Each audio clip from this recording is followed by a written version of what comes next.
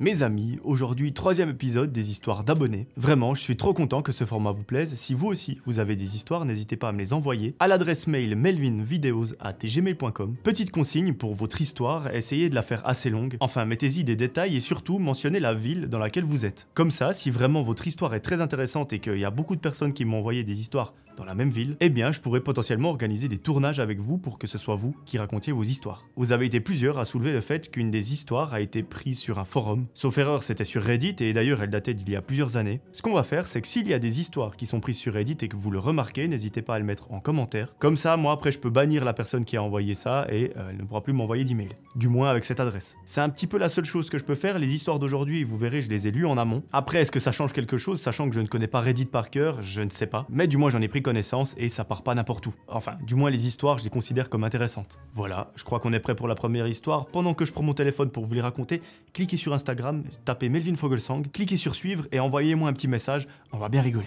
Bonjour Melvin, je m'appelle Alizéa, j'ai 24 ans et je viens de Marseille. À l'époque de cette histoire, je vivais encore chez mes parents, dans leur maison. Tout se passait très bien, jusqu'au jour où mes parents ont invité mon frère, ma belle-sœur et leur fils, qui est d'ailleurs mon neveu et qui avait 1 an à ce moment-là, pour un repas de famille et profiter de la piscine. Après avoir mangé, ma belle-sœur a emmené mon neveu faire la sieste dans la petite chambre de la maison pendant que nous étions tous installés sur la terrasse. Comme il était tout petit, ils avaient installé un babyphone. L'émetteur était dans la chambre et le récepteur était posé sur la table de la terrasse. Cette table, elle se trouvait juste à côté de nous. Au bout d'un moment, je me lève pour aller aux toilettes. Pour y accéder depuis la terrasse, il faut passer par la cuisine, traverser le salon et ensuite prendre le couloir. Sur la gauche, il y a justement la fameuse chambre où dormait mon neveu. En arrivant près de la porte du couloir, qui était d'ailleurs entrouverte, j'entends mon neveu gazouiller, puis râler un petit peu, comme le font les bébés lorsqu'ils se réveillent. J'attrape la poignée, je pousse la porte, je me dirige vers la chambre où se trouvait mon neveu pour aller le voir, et là, j'entends distinctement une voix murmurer une sorte de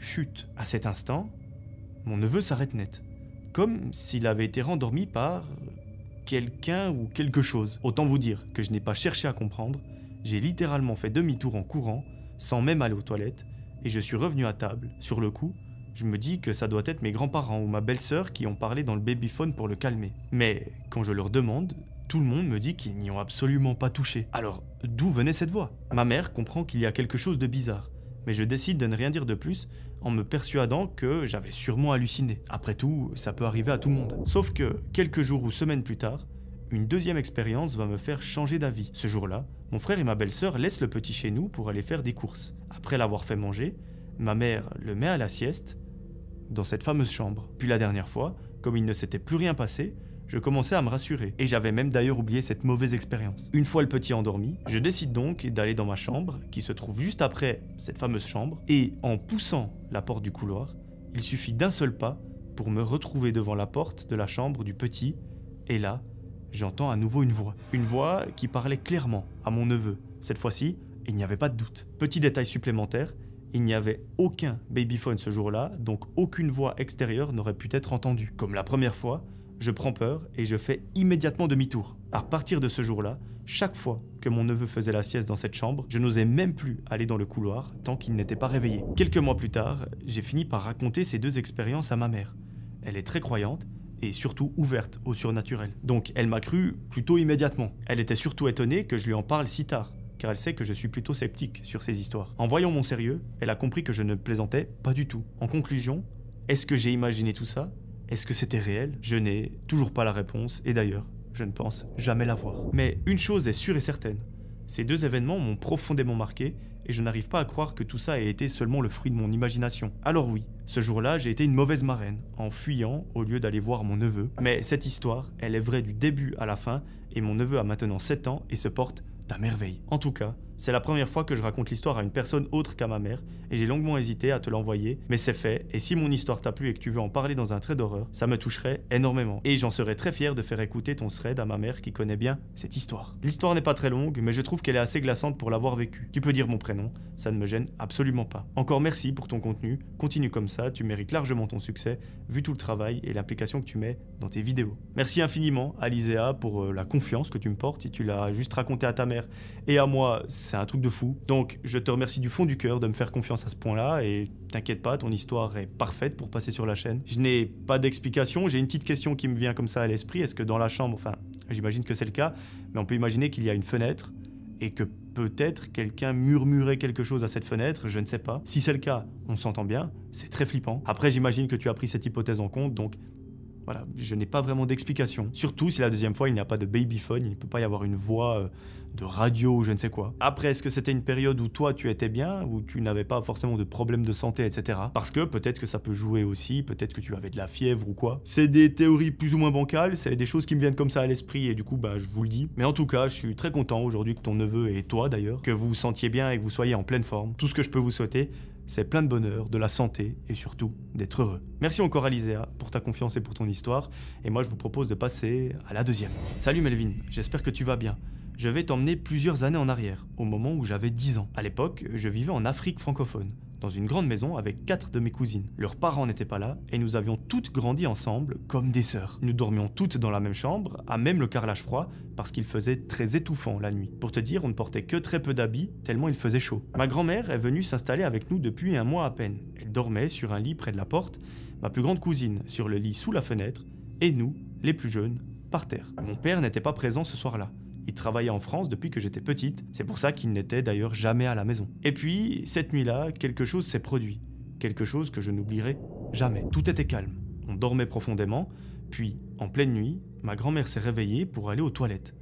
Jusque-là, rien d'inhabituel. Mais quand elle est revenue, elle s'est complètement figée. Devant la fenêtre, à quelques centimètres du lit de ma cousine, se tenait un homme. Il avait une lampe de poche pointée vers nous et il nous observait dormir. Ma grand-mère a alors crié d'une voix que je n'oublierai jamais. « Élise, il y a quelqu'un qui nous regarde !» L'homme était toujours là, collé à la fenêtre, immobile, à nous fixer.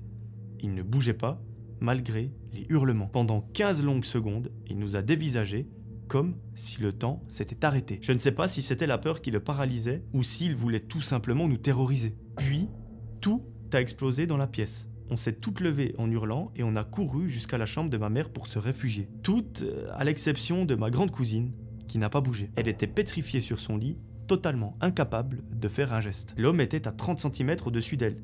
Il aurait pu tendre la main et faire quelque chose. Quand mon oncle est sorti par la porte de derrière pour vérifier, il n'y avait plus personne. L'inconnu avait complètement disparu dans la nuit et, le lendemain, on a découvert des empreintes dans la terre juste sous la fenêtre. Elles étaient énormes, on a estimé une pointure 46. Et c'est là qu'on a compris quelque chose d'encore plus terrifiant. La vitre de la fenêtre était cassée depuis longtemps. Elle pouvait s'ouvrir de l'extérieur. J'imagine que le gars a dû nous voir un jour l'ouvrir de l'extérieur pour demander des choses à quelqu'un à l'intérieur. On n'a jamais su qui c'était. Est-ce que c'était un voisin, un rôdeur, un mec complètement malade? Tout ce qu'on sait, c'est que cet homme nous a regardé dormir et qu'il aurait pu entrer. Peu de temps après, je suis venu vivre en France, mais depuis ce jour, j'ai toujours gardé une peur irrationnelle des maisons avec un rez-de-chaussée, là où les fenêtres sont facilement accessibles. Parce que cette nuit-là, si ma grand-mère n'était pas revenue à temps, je ne sais tout simplement pas ce qui se serait passé. Peut-être qu'on aurait même perdu la vie. Merci pour tes vidéos, je suis modéliste et je peux t'écouter pendant 8 heures, si ce n'est plus quand je travaille. Merci beaucoup à toi pour la confiance que tu me portes en me racontant ton histoire, j'espère que je l'ai racontée comme elle mérite d'être racontée. Je ne sais pas ce qu'est être modéliste, j'imagine, enfin...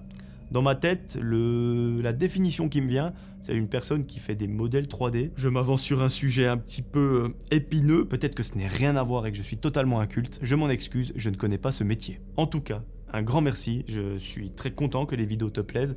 C'est à moi de vous remercier, c'est pas à vous, parce que moi les vidéos, je les fais avec grand plaisir. Par contre, si personne regardait les vidéos n'existeraient tout simplement pas. Donc, c'est moi qui vous dis merci, et pas l'inverse. Moi je vous propose de passer à la troisième histoire. Coucou Melvin, j'espère que tu vas bien.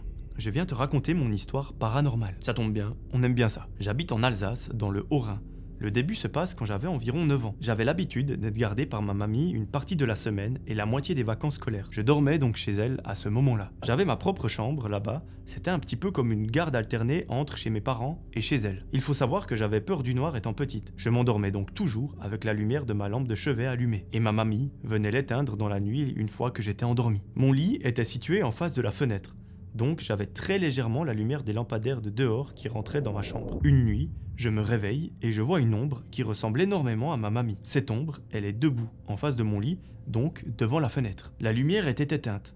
Dans la panique, j'ai voulu rallumer ma lampe de chevet, mais celle-ci ne marchait plus. Elle était débranchée et la prise était derrière cette ombre. J'ai alors demandé... Mamie, c'est toi? Mais aucune réponse. L'ombre ne bougeait pas, mais était parfaitement distincte. Dans la peur, je me suis caché sous la couette en attendant que le soleil se lève. Et puis, le lendemain, il n'y avait plus rien. Les soirs suivants, je me suis dit que c'était peut-être l'ombre des arbres, alors j'ai voulu regarder à nouveau la nuit pour voir si c'était bel et bien ça. Mais ce n'était pas le cas. Habitant au 3e étage, je ne voyais que 2-3 petites branches du haut d'un arbre. Je n'ai jamais su qui c'était ce soir-là. Mais ce qui est sûr, c'est que j'étais bel et bien réveillé et que ce n'était pas une hallucination ni une paralysie du sommeil, car ayant déjà pu faire des paralysies, ce n'était pas du tout la même chose, ni même la même sensation. L'histoire continue environ 12 ans plus tard, quand ma mamie décède. D'abord, le jour de son décès, j'ai énormément pleuré, j'étais maquillé, j'avais des traits d'eyeliner sur les yeux, mais avec les larmes, mes traits se sont complètement effacés, sauf à un petit endroit. Mon copain m'a dit « Ah, c'est mignon, tu as dessiné un cœur à côté de ton œil. » Mais vous vous doutez bien, ce cœur, ce n'est pas moi qui l'avais dessiné. Et d'ailleurs, ce n'était pas juste un hasard. Ce cœur, il était extrêmement net. Pour la suite de l'histoire, il faut savoir que ma mamie a habité avec mes parents et moi à un moment pour qu'on puisse s'occuper d'elle, et à part ça, elle passait énormément de temps chez nous parce qu'on était tous et toutes très proches. La semaine après sa mort, des choses étranges se sont produites chez mes parents. Une enceinte Bluetooth qui commençait à s'allumer et à s'éteindre toute seule. Par moments, elle mettait même de la musique toute seule. La télé s'allumait également sans aucune action humaine, et ce, en plein milieu de la nuit. Donc, quand tout le monde est couché et que tout le monde dort. Le plus étrange est notre caméra de surveillance, qui tourne uniquement quand on contrôle la distance avec notre téléphone, mais à ces moments-là, elle tournait toute seule. On a Alexa qui s'allumait aussi toute seule, enfin bref, il y avait beaucoup de choses qui s'allumaient de leur plein gré. Mon père en avait tellement marre d'entendre l'enceinte en pleine nuit qu'il a fini par la casser pour qu'elle ne marche plus. Environ 2 semaines après, ces phénomènes se sont tous arrêtés et depuis, plus rien. J'ai envie de croire que tout ça vient de ma mamie là-haut, peut-être un bon jour, même si ce n'est peut-être pas le cas. Merci de m'avoir lu, j'espère que l'histoire vous plaira. Merci à toi pour ton histoire, je n'ai pas vraiment d'explication, ça peut être un signe de ta grand-maman.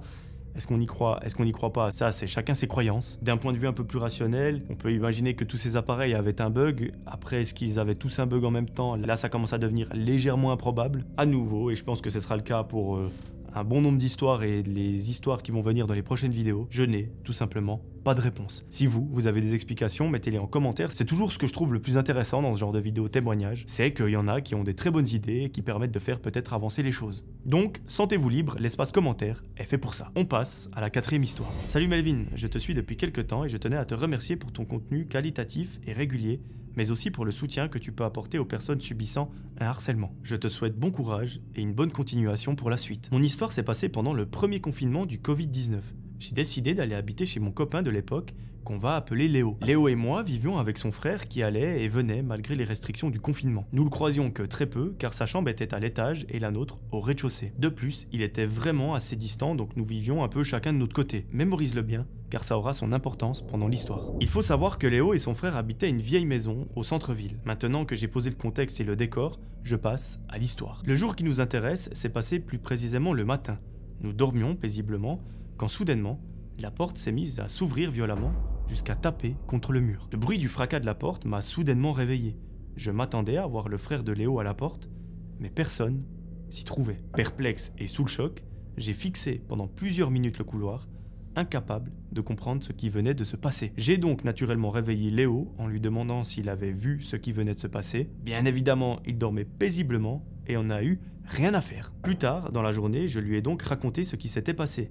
Il n'y a pas cru une seconde. Il m'a expliqué que c'était sûrement dû à un courant d'air, la maison était très vieille, il n'aurait par exemple pas été surprenant que l'isolation des fenêtres laisse passer le vent. Il pensait aussi que peut-être une déviation du sol, qui n'était plus parfaitement droit, aurait pu aussi en être la cause. Mais j'étais catégorique, c'était tout bonnement impossible. La porte était fermée. Il s'agissait d'autant plus d'une vieille porte avec une poignée en rond. C'est impossible que celle-ci puisse s'ouvrir sans qu'on tourne cette poignée. De plus, chaque soir, c'était moi qui fermais la porte. Je faisais toujours en sorte de plaquer mon corps à celle-ci pour veiller à ce qu'elle soit fermée correctement. Je lui ai expliqué aussi qu'à la suite de cet événement, je suis bien évidemment allé voir toutes les fenêtres et ouvertures possibles, mais toutes étaient fermées. Vu la violence de la scène, ça m'étonnerait qu'un mince petit filet d'air puisse provoquer un tel fracas. Je suis aussi allé voir si son frère était là, mais celui-ci était absent. Nous avons clos la discussion, chacun braqué sur sa vision de l'événement. Le soir même, j'avais décidé de me regarder un Disney et lui en a profité pour aller à la douche. Il est monté et il est resté pendant une bonne demi-heure. Lorsqu'il est revenu de la douche, il était extrêmement pâle et il tirait une tête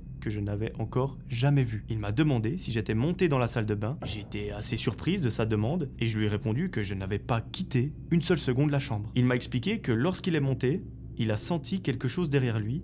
Il a d'abord pensé que c'était moi, mais lorsqu'il s'est retourné, il n'y avait personne. Juste après, il a entendu des bruits de pas provenant de la chambre de son frère, qui se situait juste en face de la salle de bain. Le sol était en parquet assez vieux, il est donc entré dans la pièce, mais il n'a rien constaté, donc il est finalement allé se doucher, encore un peu sous le choc. En descendant, il avait espoir que j'avoue lui avoir fait une blague, mais malheureusement, ce n'était pas le cas. J'étais, comme je l'ai dit, resté dans le lit tout le long. Le fait qu'il me parle sérieusement de ça alors qu'il est lui-même extrêmement terre à terre n'a fait qu'amplifier ma peur. Parce qu'en fait, ça montrait que tout ça était réel et que ce n'était pas moi qui étais folle. Le lendemain, il n'y a rien d'anormal qui s'est passé. Du moins, dans la journée. Nous nous sommes couchés le soir et avons commencé à regarder un film. Au moment d'éteindre la télé, nous entendions des bruits de pas au-dessus de nous. On ne s'est pas posé plus de questions que ça, étant donné qu'on n'était pas sorti énormément de la chambre. On a pensé qu'il s'agissait de son frère qui venait de rentrer. Plusieurs minutes passent et plus de bruit.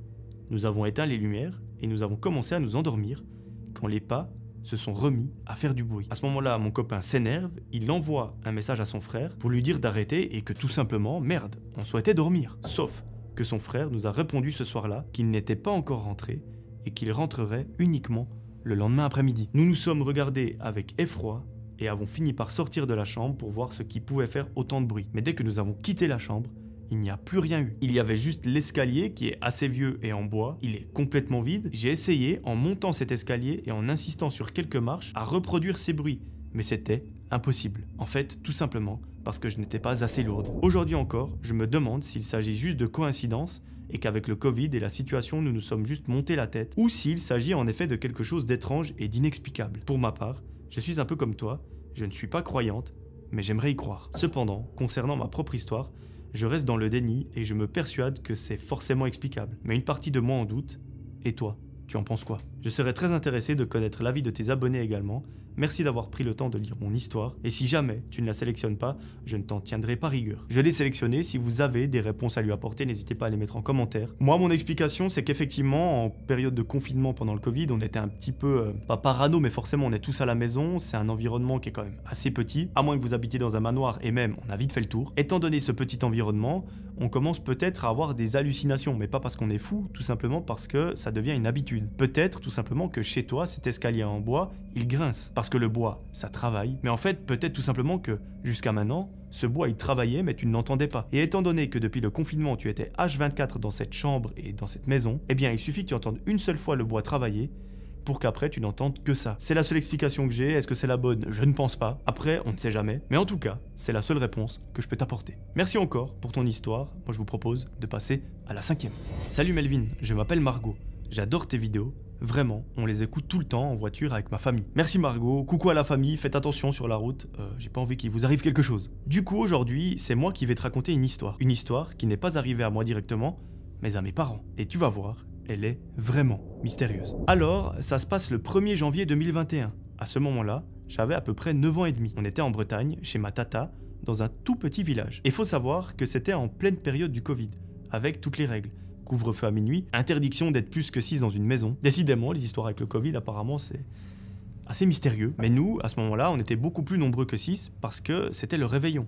Il y avait mon père, ma mère, mon frère, ma sœur, ma tata, mon tonton, mon cousin et ma cousine. Donc voilà, on s'était tous réunis discrètement pour fêter ensemble. Comme c'était le réveillon, on s'était couché super tard. À ce moment-là, il devait être environ 4 heures du matin, mes parents dormaient dans le salon, quand soudain, mon père entend un gros bruit. Ma mère l'a entendu également. Ça résonnait comme si quelqu'un forçait la porte du garage. Alors mon père se lève directement et dans sa tête, il croit que quelqu'un est en train de voler la moto de mon tonton. Il ouvre doucement la porte du garage, il regarde partout, mais non, rien n'a bougé, tout est nickel, rien n'a disparu. La porte est bien fermée, il n'y a aucune trace d'effraction. Alors, il retourne se coucher. Ma mère, elle, était encore réveillée, un peu stressée, et elle lui demande ce qu'il s'est passé. Mon père dit qu'il n'y avait rien, que tout était absolument normal, mais ma mère a une idée.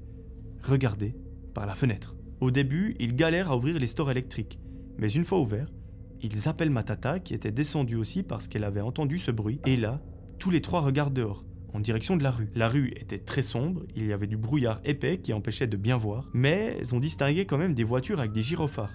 Pas comme les voitures de police normales, c'était assez différent. Et là, les 3 membres de ma famille voient des hommes en combinaison blanche, des combinaisons complètes avec des grosses lampes torches, en train de fouiller le sol, comme s'ils cherchaient quelque chose de précis. Le plus bizarre, c'est qu'il y avait le couvre-feu depuis minuit. Donc, qu'est-ce que ces gens faisaient dehors à 4 h du matin dans un petit village à marcher lentement en direction de la maison? Mon père a eu envie de sortir, leur demander ce qu'il se passait.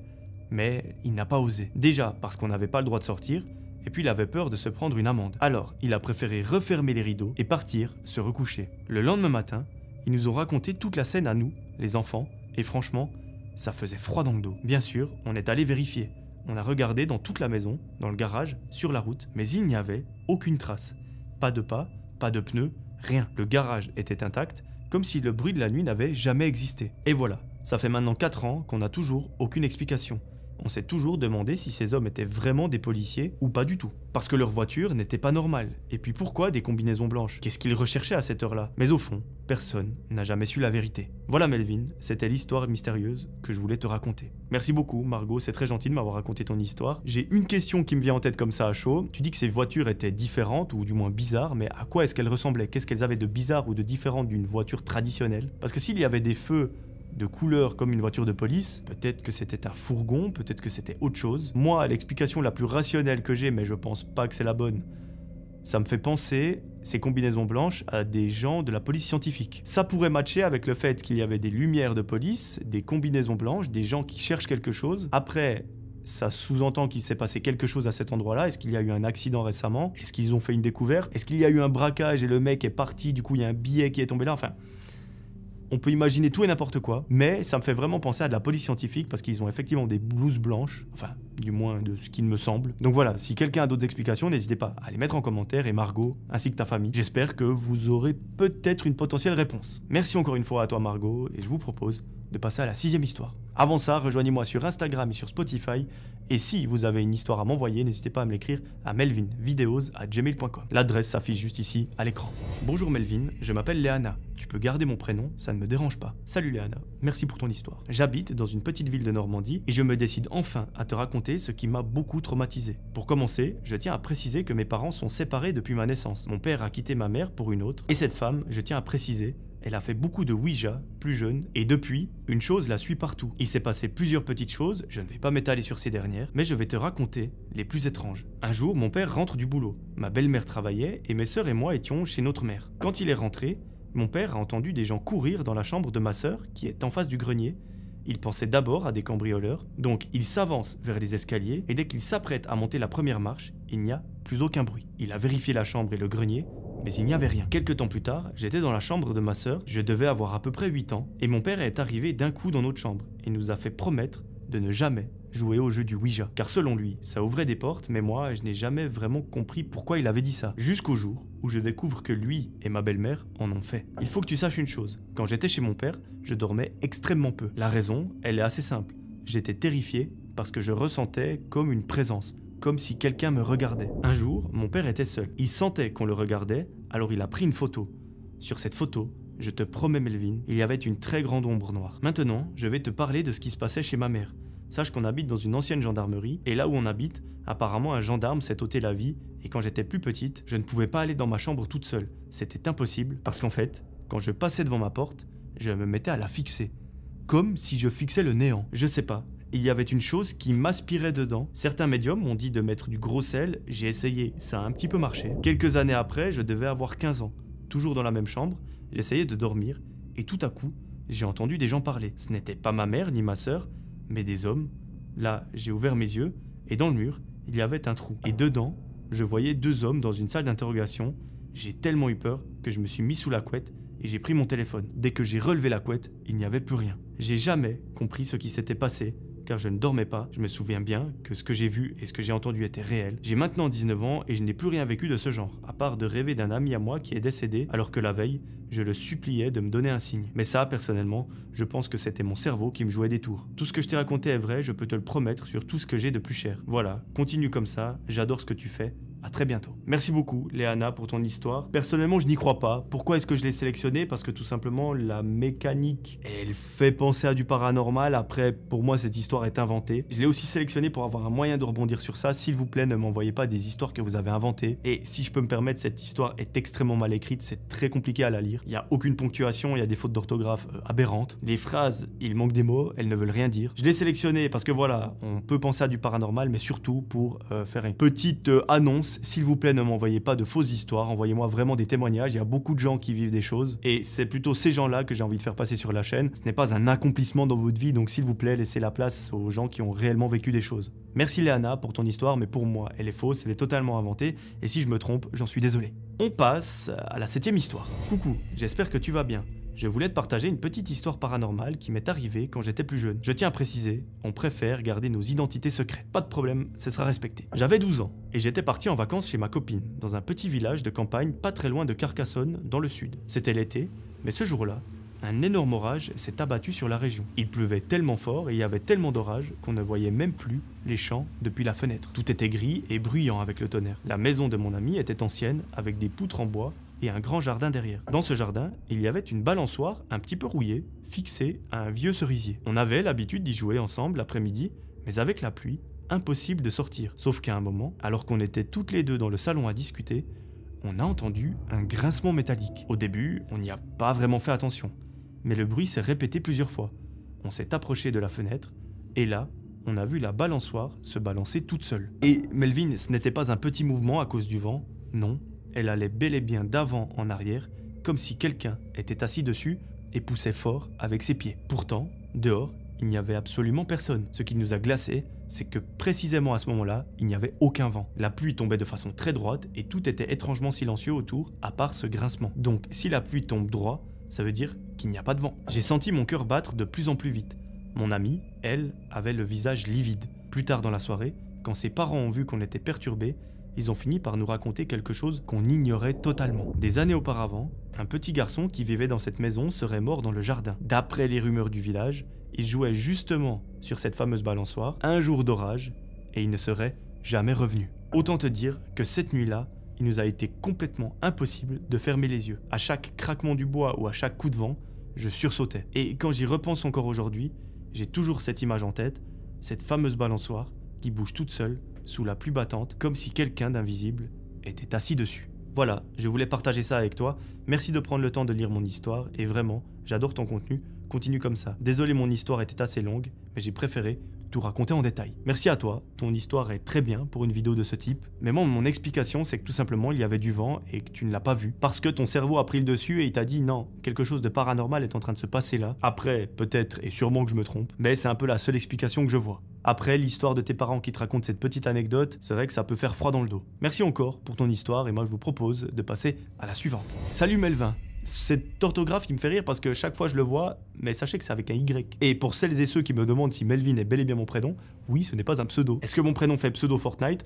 Peut-être. Ben non, je m'appelle bien Melvin avec un Y. Salut Melvin, je m'appelle Erwan, j'ai 21 ans et j'ai une histoire qui m'est arrivée quand j'avais environ 10 ans. À ce moment-là, tout se passait super bien au niveau de ma famille, à l'école et dans ma vie en général. En parlant d'école, c'est ici que l'histoire commence. Tous les fins d'après-midi, c'était ma nourrice qui venait me chercher car mes parents travaillaient tard et ils ne pouvaient pas venir. Un vendredi, c'est étonnamment ma mère qui était venue me chercher et c'était bel et bien la première fois. Naturellement, j'ai su que quelque chose n'allait pas et en effet, elle était en larmes. À ce moment-là, elle m'a annoncé en fait que ma marraine était décédée dans l'après-midi. Ma marraine, pour moi, c'était comme ma deuxième mère. Alors j'étais super triste, même à mon jeune âge, j'avais compris que, malheureusement, c'était la fin. Je n'ai pas été à l'école jusqu'au mardi, car il y a eu une enquête policière car sa mort était suspecte sur le moment. Au final, ça a été prouvé que sa mort était complètement naturelle. Je n'ai, malheureusement, pas plus d'infos que ça. Ensuite, le mercredi, je retourne à l'école. J'étais présent sans être présent mentalement. J'étais encore très touché du décès. La semaine continue, et encore une fois le vendredi, c'est cette fois-ci mon père qui est venu me chercher. Il était aussi triste, et cette fois-ci, il ne m'a pas annoncé le décès de ma marraine, mais celui de mon papy. Je t'avoue que 2 décès d'une famille proche en 15 jours, c'était horrible à vivre. Erwan, je ne peux que te présenter mes condoléances, j'imagine même pas ce que ça doit faire de perdre 2 proches en 15 jours. Le soir, c'était très difficile de m'endormir, mais j'y arrive au bout de 2 heures. Dans la nuit, j'ai fait un rêve, du moins.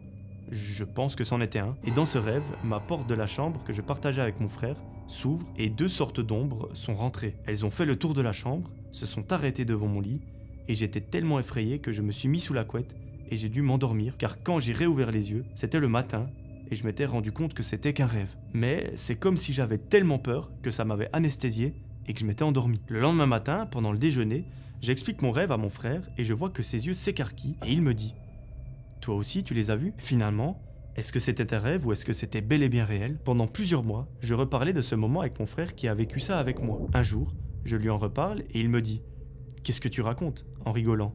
Et depuis ce jour, il ne s'est jamais rappelé de ce moment, comme s'il avait totalement oublié ces 2 ombres qui sont entrées dans nos chambres. Je n'ai pas trop d'explications. Est-ce que c'était mon papy et ma marraine qui me disaient un dernier au revoir, tellement réel que j'ai cru à la réalité, mais ça n'explique pas la réaction de mon frère. À l'heure d'aujourd'hui, il ne s'en rappelle pas et je suis le seul à me souvenir de tout ça. Voilà pour mon histoire, en espérant qu'un jour tu lises cette histoire et peut-être que tu auras des meilleures explications auxquelles je n'ai pas pensé. Merci beaucoup, continue tes histoires, je les écoute tous les jours en allant au travail. Merci beaucoup Erwan pour la confiance que tu me portes à travers ton histoire. Là, je t'avoue que je n'ai pas d'explication hormis un phénomène surnaturel. Peut-être qu'effectivement c'était bel et bien ton papy et ta marraine qui venaient te faire un dernier adieu, un dernier bisou. Je ne sais pas, chacun est libre de croire ce qu'il veut et chacun a ses croyances. En tout cas, si vous avez d'autres explications, écrivez-les en commentaire. On arrive gentiment à la fin de cette vidéo, on est à l'avant-dernière histoire. Bonsoir Melvin, j'aimerais que ce témoignage reste en anonyme, il s'est passé lorsque j'avais 15 ans. Je me suis aidé de ChatGPT pour mieux expliquer les choses, mais tout ce qui est dit dans ce récit est vrai, je te l'assure. Tout a commencé un soir, avec un ami, dans la ville à côté de chez moi. On venait de retirer de l'argent, et en sortant, une voiture s'est arrêtée juste devant nous. Un homme est sorti et nous a interpellés. D'abord, il nous a demandé si on voulait des stupéfiants. On a dit non, puis d'un ton beaucoup plus sérieux, il nous a demandé si on voulait se faire de l'argent facilement. Mon ami, lui, a dit oui. Moi non, mais je ne pouvais pas le laisser y aller seul. Mon cœur battait à un rythme extrêmement élevé. Je sentais chaque battement dans ma poitrine comme un avertissement. Ils nous ont donné un Snapchat à ajouter et nous ont dit de venir à un endroit 15 minutes plus tard. J'étais très inquiet. J'avais une boule dans l'estomac et une sensation de danger qui ne me quittait pas. Pourtant, je suis quand même allé avec mon ami. Une fois sur place, ils lui ont donné des objets à vendre. C'était bizarre, étrange. J'avais l'impression de marcher dans un piège invisible. Petit à petit, mon ami a commencé à travailler pour eux. Les objets et l'argent qu'il rapportait augmentaient. Tout semblait aller bien jusqu'au jour où il a eu le malheur de voler un de ces objets. Et là, tout a basculé. Les types ont littéralement pété un câble. Ils l'ont cherché absolument partout. Mon ami, lui, se cachait tout le temps. Mais je voyais à quel point la peur le rongeait. Moi, je tremblais rien qu'en y pensant. Puis est venu ce fameux jour. Ma copine dormait chez moi. On a décidé de faire de la motocross dans tout le village, juste pour faire passer le temps et oublier un petit peu le stress. On roulait vite, le vent frappait nos visages, on avait l'adrénaline qui était à fond, on rigolait et on se sentait presque libre, jusqu'au moment où je les ai vus, la même voiture que ce jour-là. Et cette fois, ils n'étaient pas que quelques-uns, ils étaient 5. Mon sang s'est glacé, le temps s'est figé pendant un instant, j'ai allumé la moto à fond, j'ai passé la première, la deuxième, j'ai grillé chaque stop que j'ai croisé, et ça, avec du recul, c'était un risque énorme, mais je ne pouvais pas m'arrêter. Je les voyais dans mes rétroviseurs, leur voiture collée à la mienne, et ce qui m'a le plus terrifié, ce sont leurs visages. Ils étaient froids et extrêmement terrifiants, et surtout, ils avaient l'air déterminés. J'avais l'impression que chaque seconde pouvait être ma dernière. Je savais qu'il fallait que je trouve un refuge. Je me suis souvenu qu'il y avait un pote de ma mère, à quelques rues de là, chez qui il y avait toujours du monde. J'y suis allé à fond, mes mains crispées sur le guidon, le cœur qui battait à 100 à l'heure. J'ai lâché la moto et j'ai couru vers la maison en criant « Aidez-moi !» Ils étaient presque sur moi. Chaque pas que je faisais semblait les rapprocher plus vite que je ne pouvais courir. Ma mère est arrivée en courant, avec ma copine et ma sœur. La tension était à son comble. Un des types a hésité, visiblement dégoûté, mais ma mère a pété un câble. Les autres ont reculé, murés dans un silence tendu. Ils ont fait semblant de s'excuser, et ils sont partis. Mais je savais que ce n'était pas fini. Quelques semaines plus tard, je les ai recroisés. J'étais cette fois-ci à pied, sans moyen rapide d'échapper à eux. Mon cœur s'est serré, mes jambes tremblaient, mais je ne pouvais pas me laisser attraper. Je me suis faufilé de ruelle en ruelle, passant par des endroits que seuls les locaux connaissent, et je me suis caché à chaque coin, jusqu'à totalement disparaître. La peur ne m'a jamais quitté pendant tout ce parcours. Même aujourd'hui, rien que d'y penser, j'ai l'impression qu'ils sont encore derrière moi, prêts à surgir de l'ombre. Merci beaucoup pour ton histoire, j'ai beaucoup aimé la mécanique. J'émets un doute quant à sa véracité. Pourquoi? Alors tu as dit au début que tu as utilisé ChatGPT, l'histoire est vraiment écrite comme si c'était ChatGPT qui l'avait inventé. Pourquoi est-ce que je te dis ça? Parce que j'ai déjà essayé de voir de quoi était capable une IA en termes de rédaction d'histoire, et la construction est chaque fois similaire à ton histoire. La dernière phrase de ton histoire, typiquement, même aujourd'hui, rien que d'y penser, j'ai l'impression qu'ils sont encore derrière moi, prêt à surgir de l'ombre. C'est typiquement une phrase d'une IA. Donc, je l'ai sélectionné parce que la mécanique, je la trouvais intéressante, des gens qui nous suivent comme ça en pleine nature, en pleine ville, une sorte de course-poursuite qui dure sur plusieurs jours, mais la véracité de celle-ci, j'ai un doute. Si vous avez quelque chose à dire par rapport à ça dans les commentaires, allez-y, et on ouvre le débat. Mes amis, arrive le moment de la dernière histoire, c'est la plus longue, c'est la 10e. Bonjour Melvin, j'espère que tu vas bien. Merci pour tes vidéos que je regarde de façon régulière et que j'apprécie beaucoup. Ta bienveillance et ton respect envers ta communauté est vraiment admirable. Je t'écris depuis un endroit paradisiaque. Et étant donné que c'est un tout petit endroit, j'aimerais garder mon anonymat s'il te plaît. Voilà mon histoire. Cela s'est passé en 2019 et à ce moment-là, j'étais étudiante et je venais de prendre un appartement seul pour pouvoir être au plus proche de mon université pour mes études. Étant très studieuse, je sortais très rarement. J'étais beaucoup concentrée sur mes études et à réussir celles-ci. En fin de semestre, ayant eu les résultats et ayant validé mon année, j'ai décidé avec une amie de sortir le soir pour aller manger au restaurant. Je suis donc allé la récupérer chez elle parce que j'étais la seule à avoir le permis et la voiture. Elle habitait à 5 minutes de chez moi, donc ça ne me dérangeait pas. Nous nous sommes donc rendus au centre-ville et nous avons passé la soirée ensemble à parler, rigoler, manger et boire. Comme il faisait tard, je lui ai dit qu'on devait rentrer et donc naturellement, je l'ai raccompagnée chez elle, puis je suis rentré. Je suis arrivé devant ma résidence et j'attendais que le portail automatique s'ouvre. Comme à mon habitude, une fois que j'entre avec la voiture, je vérifie dans le rétro que le portail se referme bien, avant que je rentre complètement dans le sous-sol où je n'ai aucun réseau. Au moment où le portail commençait à se fermer, j'ai aperçu dans le rétro une silhouette, vêtu de vêtements sombres et avec une casquette. Il entrait dans le sous-sol et il faisait donc arrêter le portail qui s'est mis à se réouvrir. Prise de panique, car ça ne m'était jamais arrivé, j'ai vérifié que mes vitres étaient bien fermées et mes portes verrouillées parce que je ne voyais pas qui c'était. J'ai donc décidé de rentrer complètement dans le sous-sol et d'aller à ma place de parking. Toujours en guettant derrière ma voiture, j'ai vu que la silhouette se rapprochait et se dirigeait dans ma direction. La lumière du sous-sol s'est alors allumée au même moment que ma voiture entrait et j'ai enfin pu reconnaître la silhouette. C'était un homme de 2 ou 3 fois mon âge que j'avais rencontré lorsque j'ai réalisé un stage d'école dans une entreprise. L'homme en question avait pris contact avec moi. Naïvement, je lui ai répondu en disant qu'on s'était quand même côtoyé lors de mon stage plusieurs années auparavant et par pure courtoisie, je lui ai répondu. Voyant qu'il était insistant et qu'il commençait à me poser des questions sur ma vie personnelle, dont notamment si j'avais un copain, où est-ce que j'habitais, est-ce que ça me dérangeait de parler à quelqu'un de plus âgé, je l'ai bloqué parce que cela commençait à me faire un petit peu bader, parce que ces questions étaient très intrusives et très déplacées. Revenons à l'histoire. Je suis resté dans ma voiture, paniqué et en stress, ne sachant pas quoi faire. J'ai pensé à remettre le contact et à sortir du sous-sol, sachant que le portail allait prendre un peu de temps à s'ouvrir, mais qu'en restant au sous-sol, j'avais aucun réseau, donc aucun moyen de pouvoir joindre les proches si jamais il se passait quelque chose. À ce moment-là, ma voisine et son enfant sont venus au sous-sol, au local poubelle où on peut jeter les sacs, et c'est quand je les ai vus que j'ai eu le courage de sortir de ma voiture et de vite me diriger vers eux. L'homme en question s'est rapproché de moi en me disant qu'il m'avait aperçu sur la route, et étant donné que je ne lui répondais plus et qu'il n'avait plus de mes nouvelles, il s'était permis de me suivre pour me demander pourquoi je l'avais bloqué. Je suis monté au premier étage, il n'y avait pas d'ascenseur dans mon immeuble, et il m'a suivi. Je lui ai gentiment demandé de partir en essayant de garder mon calme pour pas qu'il voie que j'étais en panique. Je suis resté dans les escaliers pour pas qu'il sache où était ma porte d'appartement. J'ai même cru que j'allais m'évanouir au moment où il s'est rapproché de moi et qu'il m'a dit « Si je veux, je rentre chez toi ». À ce moment-là, à nouveau, ma voisine et son enfant ont ouvert la porte du sous-sol et c'est à ce moment-là qu'il est parti en courant. J'étais, Melvin, tellement soulagé. Je suis rapidement rentré à mon appartement et j'ai verrouillé la porte. J'ai décidé après ça d'appeler ma sœur qui le connaissait et elle a appelé cet homme pour lui expliquer que son comportement n'était pas normal et qu'on allait se rendre à la police incessamment sous peu pour déposer une plainte s'il ne me laissait pas tranquille. Jusqu'à présent, je n'ai aucune idée de comment il m'a aperçu sur la route. Est-ce qu'il me surveillait déjà? Est-ce que c'est un simple hasard? Je ne sais pas. Depuis ce jour, je n'ai plus jamais eu de nouvelles de sa part. Je ne l'ai même plus recroisé ou d'ailleurs aperçu. Aujourd'hui, pour moi, tout va pour le mieux.